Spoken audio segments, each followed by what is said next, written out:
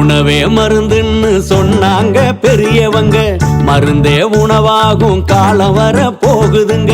நொறுங்க தின்னாக்க நோயோடி போகுமுங்க, பொருந்த சொன்னாங்க பொறுப்பாக கேட்டுக்கங்க.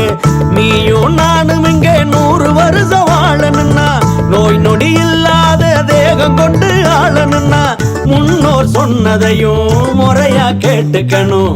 முதன்மை தேகம் ஒண்ணு தலையில போட்டுக்கணும். ஆட்டி வைத்தியமும் நாட்டு சமையலும் நாக்க ஊற வைக்கும் வீட்டு கைமணம்.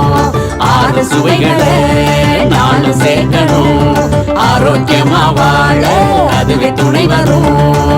உணவே மருந்துன்னு சொன்னாங்க பெரியவங்க, மருந்தே உணவா